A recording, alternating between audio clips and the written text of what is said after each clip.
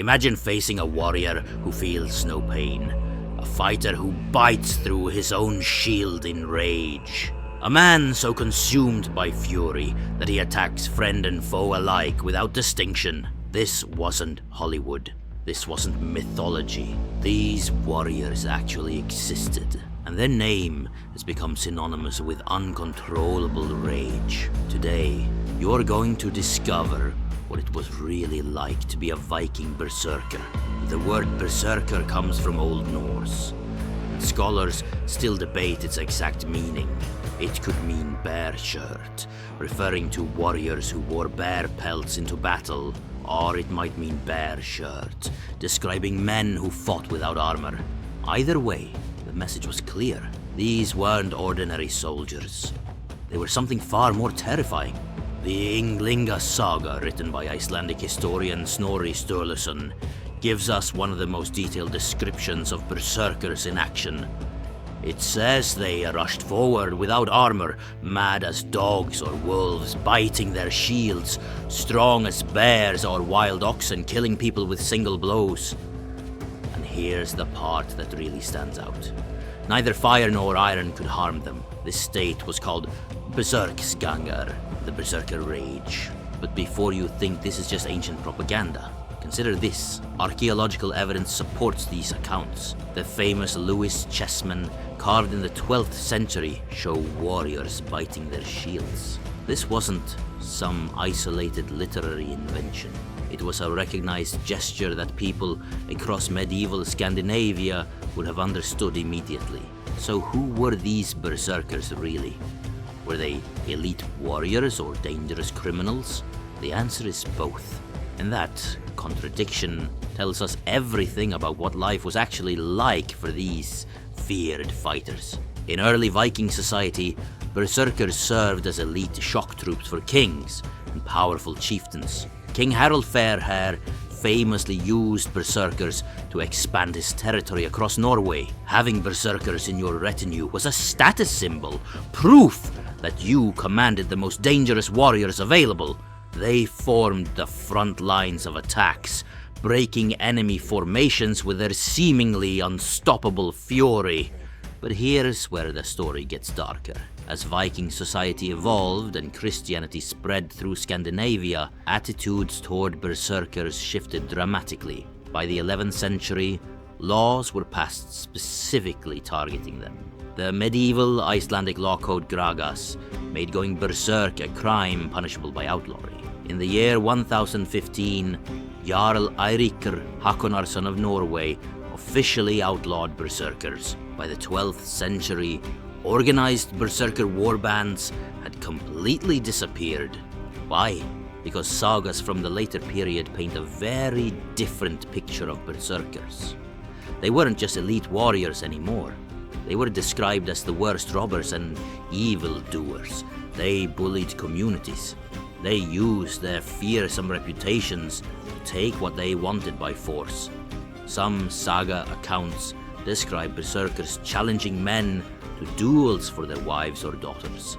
Knowing their terrifying reputation made resistance nearly impossible. This darker portrayal wasn't entirely Christian propaganda. It reflected a real social problem. Berserkers were unpredictable. Their rage didn't discriminate between enemy and ally.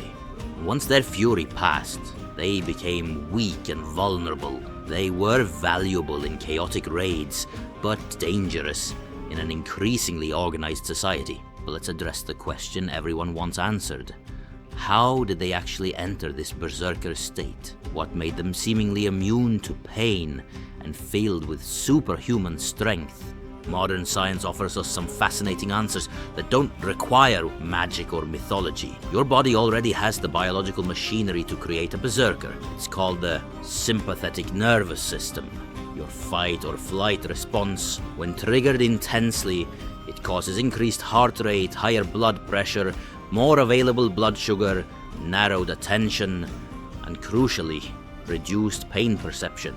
People in extreme stress can sustain injuries they don't fully register until after the crisis passes. This maps perfectly onto saga descriptions of berserkers fighting through wounds that would stop normal warriors, then collapsing afterward in exhaustion. The sagas mention this crash repeatedly. While the rage was active, berserkers were unstoppable. When it passed, they became weak and drained. That's not magic. That's basic human physiology taken to its extreme. But how did berserkers trigger this state intentionally? The most plausible explanation doesn't involve exotic drugs. It involves ritual psychological conditioning. Picture this. Before battle, berserkers would engage in rhythmic chanting, aggressive posturing, hyperventilation, and group displays of aggression like shield biting. These rituals served multiple purposes. They terrified enemies, they bonded the berserker group together, and they created a culturally sanctioned pathway into extreme psychological arousal. If you believe you're channeling the spirit of a bear or wolf, if your entire community believes you are unstoppable, if you've trained your body and mind through ritual to enter this state, you will behave accordingly. This isn't mysticism. It's the power of cultural conditioning combined with extreme physiological stress response. Now here's where the mushroom theories come in. You've probably heard that berserkers used hallucinogenic mushrooms to achieve their state. The most commonly cited is fly agaric, Amanita muscaria. But here's the problem. Fly agaric's main effects are sedation, depression, and apathy. That's the opposite of what berserkers exhibited. They were described as aggressive, hyperactive, and filled with rage. Recent ethnobotanical research suggests a different plant might be the answer. Henbane, known scientifically as Hyoscyamus niger. In 1977, archaeologists excavating a grave near Firkat in Denmark found henbane seeds in what appeared to be a berserker burial.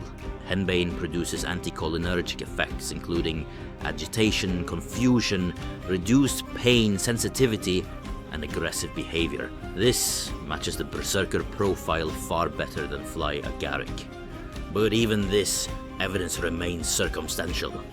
The henbane might have been used for other purposes. The truth is, we don't have definitive proof that berserkers used any drug at all.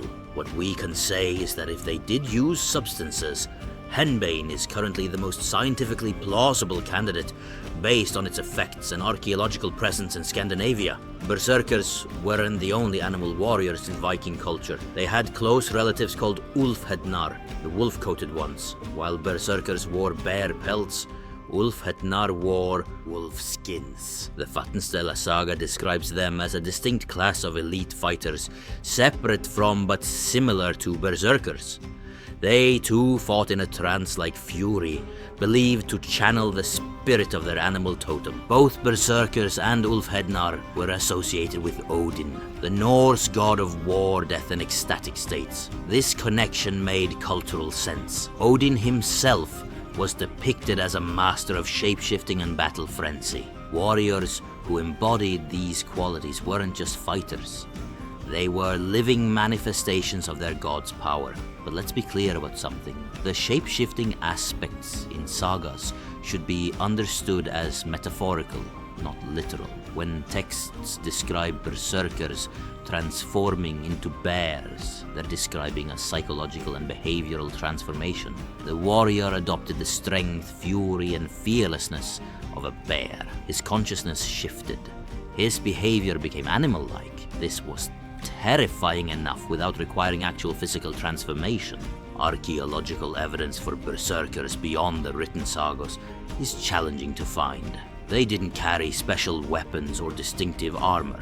In fact, accounts emphasize they often fought without armor entirely. What makes them identifiable are cultural symbols, depictions on rune stones, tapestries, and artifacts like the Torslunda plate from 6th century Sweden show warriors in animal skins performing ritualistic poses that suggest berserker associations. The Lewis chessmen I mentioned earlier aren't just artistic flourishes. They represent cultural memory of what berserkers looked like and how they behaved. These carved figures dated to the 12th century but believed to be Norwegian in origin, show warriors with wild expressions biting their shields. This was a recognizable iconography that communicated danger and fury. As organized medieval kingdoms replaced Viking Age warbands, berserkers became increasingly incompatible with the times. Professional armies required discipline and control. Christian values emphasized restraint over pagan fury. The chaotic violence that made berserkers valuable in raids became a liability in structured warfare and settled societies. By the 13th century, saga writers were already treating berserkers more as mythological villains than historical warriors. They appeared in stories as monstrous opponents for heroes to overcome, sometimes associated with trolls or dark sorcery. The real tradition had transformed into legend. So what was it really like to be a berserker? Based on everything we know from sagas, archaeology, and modern science, here's the most accurate picture. You were a warrior who trained yourself, probably through years of ritual practice, to enter an extreme psychological state before battle. You used hyperventilation, chanting, aggressive posturing, and possibly psychoactive plants to trigger your body's stress response to its absolute maximum. You wore animal pelts to channel the spirit and fury of bears or wolves. In battle, you felt unstoppable, immune to pain, filled with rage that made you attack without fear or hesitation. But afterward, you crashed hard, left weak and vulnerable until you recovered. You were simultaneously respected and feared by your own society. Useful in war, dangerous in peace. Elite warrior and social outlaw. As Christianity spread and Viking society transformed, your kind became increasingly unwelcome until you disappeared entirely from history, surviving only in stories that would inspire the word berserk for centuries to come.